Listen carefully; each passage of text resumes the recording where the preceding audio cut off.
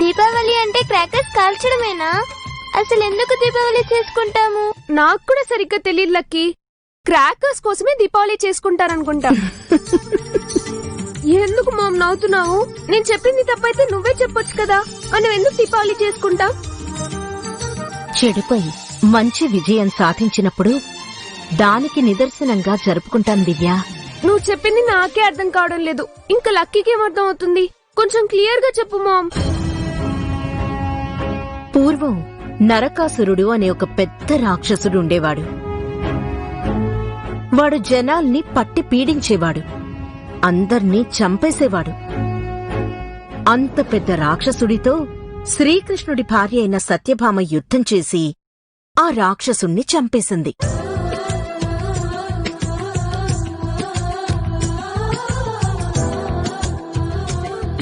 అప్పుడు ప్రజలంతా ఎంతో సంతోషించారు. చెడ్డవాడైన ఆ రాక్షసుడు చనిపోయినందుకు అందరూ పండగ చేసుకున్నారు. అది చెడు మీద విజయం సాధించడం అన్నమాట.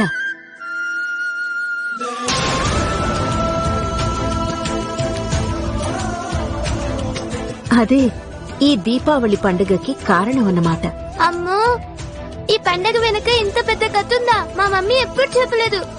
మా మమ్మీకి ఏమీ తెలియదు.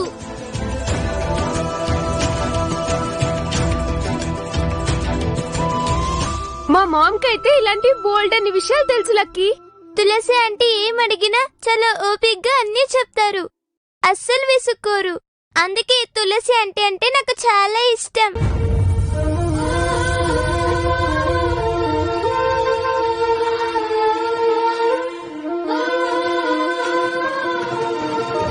దివ్య, నువ్వు అర్థం చేసుకోవాల్సింది ఇంకొకటి కూడా ఉంది. ఏంటత్తయ్య? చెడుని జయించడం అంటే మన చుట్టూ ఉన్న చెడుని, చెడ్డవాళ్ళని జయించడమే కాదు, మనలో ఉన్న చెడును కూడా జయించాలి. మనలో ఉన్న చెడు అంటే? మనలో ఉన్న కోపం, చిరాకు, అసూయ, అహంకారం, ఇలాంటి బ్యాడ్ క్వాలిటీస్ అన్నమాట. ఇవన్నీ బేసిక్ గా అందరిలోనూ ఉంటాయి. కానీ ఎవరైతే వాటిని కంట్రోల్ చేసుకుంటారో వాళ్లే పర్ఫెక్ట్ హ్యూమన్ బీయింగ్ అవుతారు.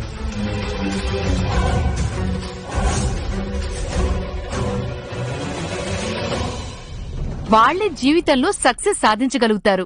అర్థమైందా? అర్థమైందత్తయ్య. అర్థమైందంటే సరిపోదు దివ్య. ఈ రోజు నుంచి నీలో ఉన్న కోపాన్ని, చిరాకుని, అసూయని, అహంకారాన్ని, ఈ బ్యాడ్ క్వాలిటీస్ అన్నిటినీ కంట్రోల్ చేసుకోవాలి. అలాగే వదినా. అంతా బాగానే ఉందమ్మా. కానీ దీపావళి అంటే చెడుని, చెడు గుణాలున్న వాళ్లని వెలివేసి చేసుకోవలసిన పండుగ. కాని మనం చెడుని పక్కన పెట్టుకుని పండుగ చేసుకుంటున్నాం.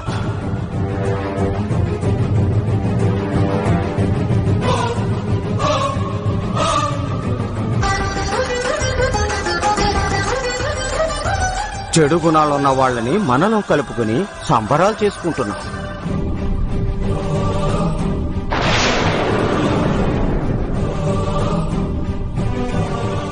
ఎవరి గురించి మాట్లాడుతున్నావు తాతయ్య? ఇక్కడ అంత చెడ్డవాళ్ళు ఎవరున్నారు? చెడు గుణాలతో మన మధ్య ఉంది ఎవరు? అర్థం చేసుకునే వాళ్ళకి తప్పకుండా అర్థమవుతుంది లేరా.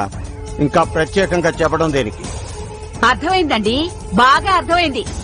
ఇక్కడ మీరు ఎవరి గురించి మాట్లాడుతున్నారో, ఎవరిని ఎత్తి పొడుస్తున్నారో నాకు బాగా అర్థమైంది. లాస్య గురించే కదా?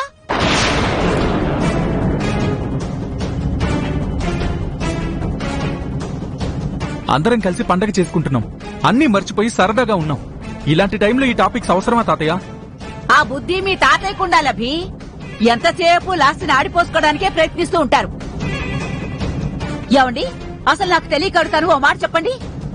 నందు ఇప్పుడు ఈ స్థాయిలో ఉండడానికి కారణం లాస్యే కాదా? మన కుటుంబం ఇంత గొప్పగా ఏ లోటు లేకుండా ఉన్నామంటే దానికి కారణం లాస్యే కాదా?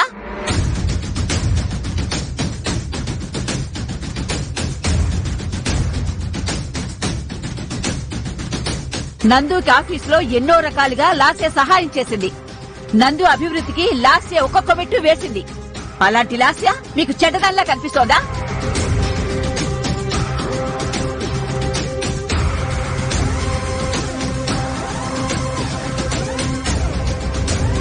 ఆర్థికంగా ఎదగడానికి సహాయం చేసినంత మాత్రాన వాడు గొప్పవాడైపోరమ్మా. గుణం కూడా బావుండాలి, గుండెల్లో ఉన్న భావాలు బావుండాలి. అప్పుడే వాళ్ళు గొప్పవాళ్ళవుతారు.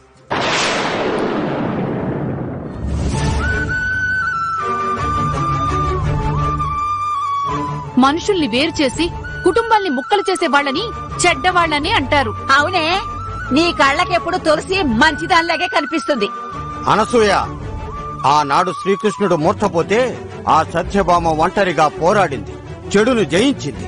ఈ రోజు తన భర్త తనని ఒంటరిగా వదిలేసినా తులసి కూడా ఆ సత్యభామలాగే నిబ్బరంగా నిలబడి పోరాడుతుంది.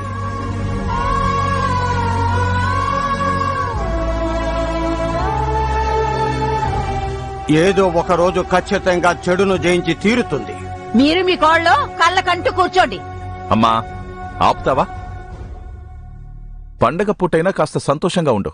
ఇక డిస్కషన్ ఆపే.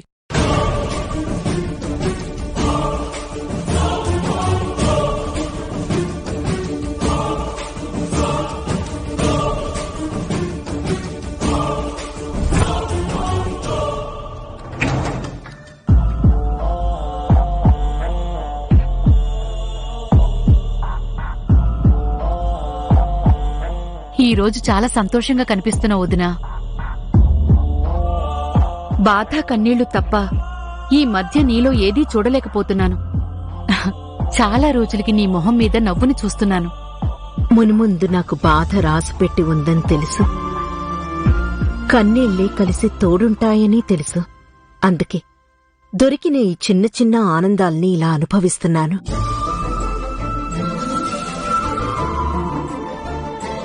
సంతోషంగా ఉండడానికి ప్రయత్నిస్తున్నాను. నా పెదవులకి చిరునవ్వుని మళ్లీ పరిచయం చేస్తున్నాను. మీ ఆత్మవిశ్వాసం చూస్తుంటే నాకెంతో ముచ్చటేస్తుందంటే. మీరిలాగే ధైర్యంగా ఉండాలి. మళ్ళీ మనకి మంచి రోజులొస్తాయి.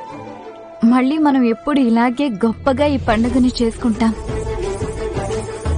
లేదంకిత, ఆ నమ్మకం నాలో లేదు. జరగాల్సిందంతా జరిగిపోయింది. ఇంకా మార్పులు జరుగుతాయని నేను నమ్మటం లేదు. ఇది మనమంతా కలిసి జరుపుకునే ఆఖరి పండుగ.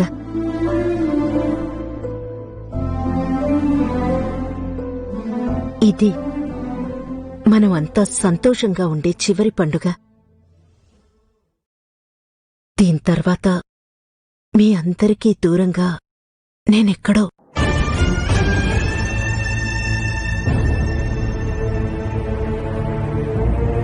అందుకే ఈ పండుగైనా సంతోషంగా జరుపుకోవాలని ప్రయత్నిస్తున్నాను. అలా అనుకోదినా, నువ్వలా అంటే నాకు చాలా బాధగా అనిపిస్తుంది. బాధైనా భరించక తప్పదు కదా మాధవి. నువ్వు గాని ఇల్లు వదిలి వెళ్లిపోతే నేను కూడా ఇంటి గడప తొక్కనొదినా. నువ్వు లేని ఈ ఇంటిని నేను కూడా ఊహించుకోలేను. ఎంతైనా ఇది నీ పుట్టిల్లు మాధవి.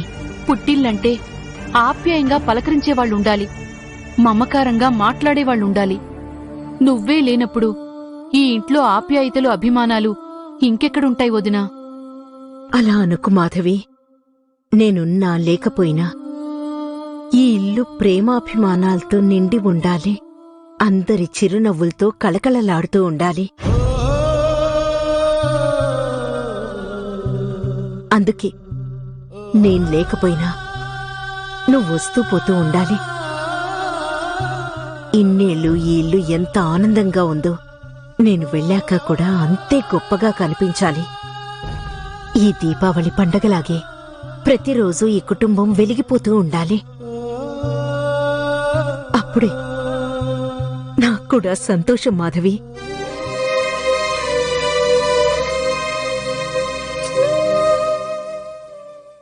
ఏమైంది లాస్యా? ఎందుకలా ఉన్నావు? చూస్తున్నారు కదా ఆంటీ, ఈ ఇంటి నుంచి వెళ్లిపోవాలనుకున్న తులసికి అందరూ సపోర్ట్ చేస్తున్నారు. కాబోయే కోడల్ని నన్ను మాత్రం చులకనగా చూస్తున్నారు. వాళ్ల మొహం వాళ్ళకేం తెలుసు నీ విలువ? నువ్వు బంగారం లాస్యా. అయినా సంతోషంగా ఉండాల్సిన సమయంలో ఇలా బాధపడితే ఎలా చెప్పు? నువ్వింటికొచ్చాక చేసుకుంటున్న మొదటి పండగిది. నువ్వు రావడం వల్లే ఏ సంవత్సరం లేనంత గొప్పగా ఇల్లు కళకళలాడిపోతుంది. అమ్మ లాస్యా, నువ్వు ఇంటికి కోడలు అయిపోతే ఇంకా ప్రతిరోజు పండగే.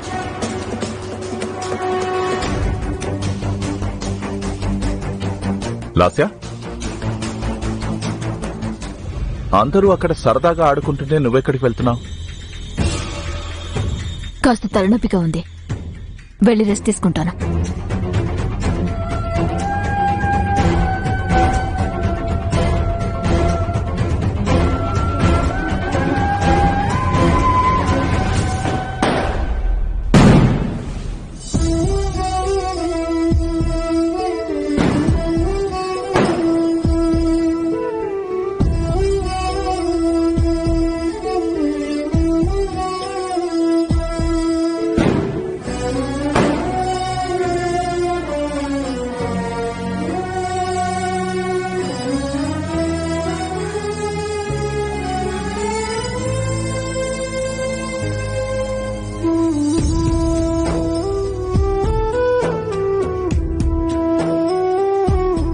శృతి,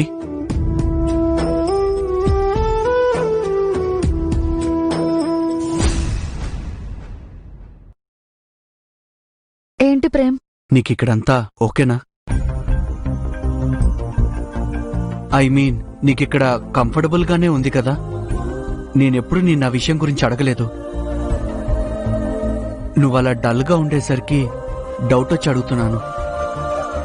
అదేం లేదు ప్రేమ్, పైగా నువ్వు నన్ను చాలా బాగా చూసుకుంటున్నావు. Thank you very much. కాకపోతే సడన్ గా మా నాన్నగారు గుర్తొచ్చారు, అందుకే. నేను నాన్నగారే అయినా, మేమిద్దరమే అయినా ప్రతి పండగ ఎంతో సంబరంగా చేసుకునేవాళ్ళం. దీపావళి అయితే ఇంకా చాలా ప్రత్యేకంగా చేసుకునేవాళ్ళం. చుట్టుపక్కల పిల్లల్ని పిలిచి అందరికీ క్రాకర్స్ ఇచ్చి చాలా సందడి చేసేవాళ్ళం. నేనింత పెద్దదాన్నైనా కూడా నాకెక్కడ ఏమవుతుందోనని క్రాకర్స్ జాగ్రత్తగా కాల్చమని చెప్పి కేర్ తీసుకునేవాళ్ళు నాన్నగారు. నేనంటే ఆయనకి అంత ప్రేమ. మీ నాన్నగారితో నీకు చాలా మెమరీస్ ఉన్నాయన్నమాట. అవును ప్రేమ్, చిన్నప్పుడు అమ్మ చనిపోయింది. నాన్నే అన్నీ అయి నన్ను పెంచారు. ఏ లోటు రాకుండా చూసుకునేవారు, కంటికి రెప్పలా కాచుకునేవారు. అమ్మ లేని లోటు తెలియకుండా ప్రతి పండగ చాలా గొప్పగా జరిపేవారు.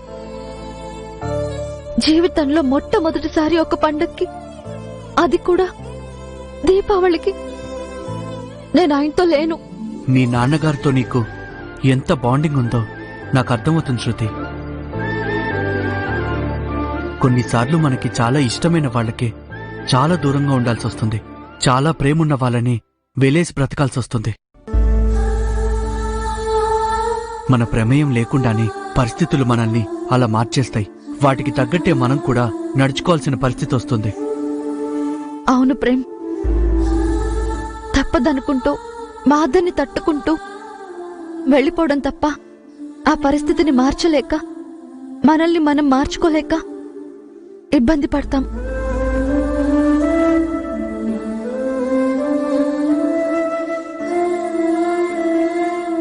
సరే, మార్చలేని పరిస్థితి గురించి మర్చిపోదాం. ఇప్పుడు ఏం చేయాలో ఆలోచిద్దాం. ఒకసారి కళ్ళు మూసుకో. ఆ, ఎందుకు ప్రేమ్? ఒకసారి కళ్ళు మూసుకో, సర్ప్రైజ్ ఉంది. దేనికి? నువ్వు కళ్ళు మూసుకో, చెప్తాను. అరే ప్రేమ్, ఏం చేస్తున్నావు? సర్ప్రైజ్ అని చెప్పాను కదా, పద.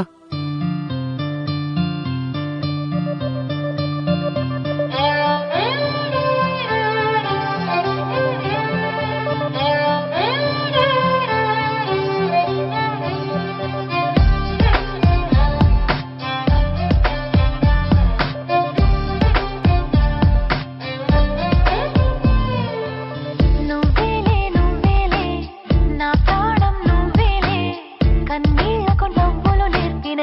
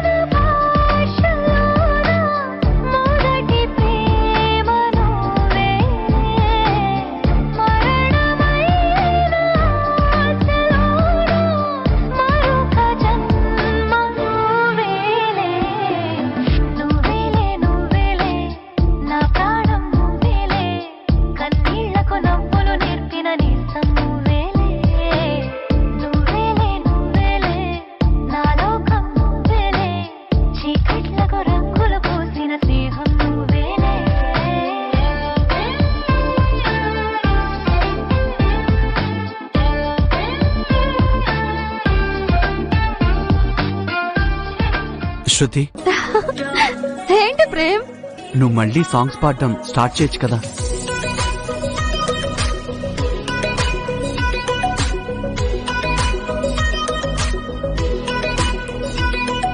ఏమంటావు శృతి? కొన్ని వద్దనుకున్నాక వదిలేయటమే మంచిది ప్రేమ్.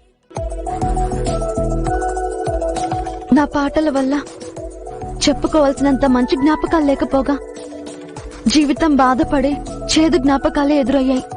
అందుకే దానికి ఎంత వీలైతే అంత దూరంగా ఉందామనుకుంటున్నాను. అది కాదు శృతి, నీకు మంచి వాయిస్ ఉంది, అది అందరికీ రాదు. నీకున్న టాలెంట్ ని నువ్వే తొక్కిపెట్టుంచడం నాకస్సలు నచ్చడం లేదు. కొన్ని రోజులు కష్టంగా ఉన్నా చేయక తప్పదు ప్రేమ్.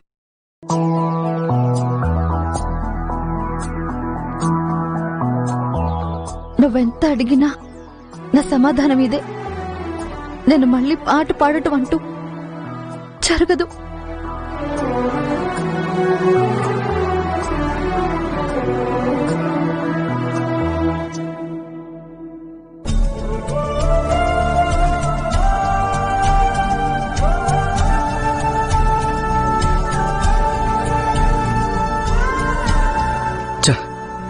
ఎంతో కొంత సంతోషంగా ఉందన్న టైంలో అడగకూడదు అడిగినట్టున్నాను. తన మూడంతా స్పాయిల్ చేశాను.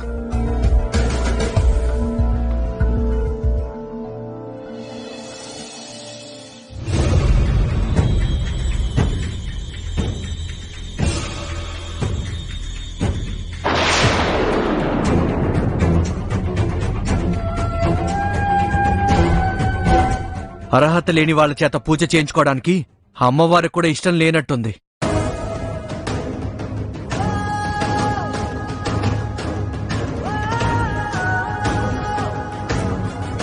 అంతా బాగానే ఉందమ్మా. కానీ దీపావళి అంటే చెడుని, చెడు గుణాలున్న వాళ్ళని వెలివేసి చేసుకోవలసిన పండుగ. కానీ మనం చెడుని పక్కన పెట్టుకుని పండుగ చేసుకుంటున్నాం.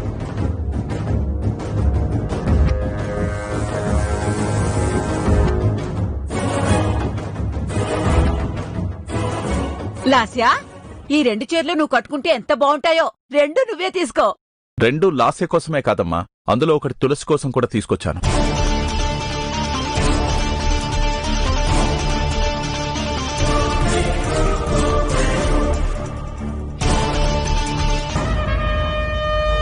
లాస్యా,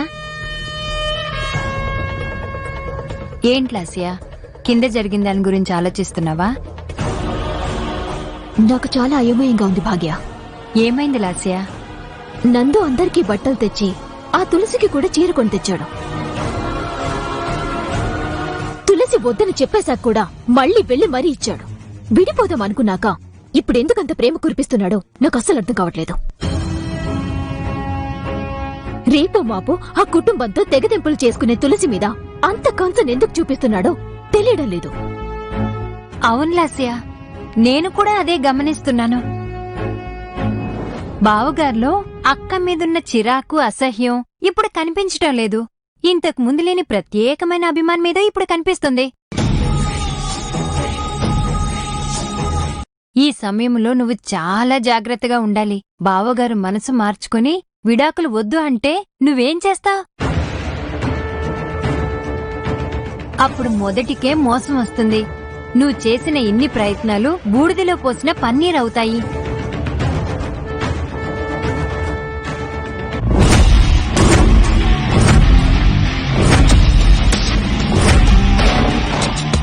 ఇక్కడికి వచ్చావు. ఇంత తప్పింటికి కోడలు కాబోతున్నావు. నిన్ను ఇలాగ చూస్తుంటే అస్సలు వదలాలనిపించటం లేదు. ఎవరైనా చూస్తే అస్సలు బాగోదు. ఏదో ఒక గొడవ జరగడం ఖాయం. దయచేసి ఇక్కడి నుంచి వెళ్ళిపో.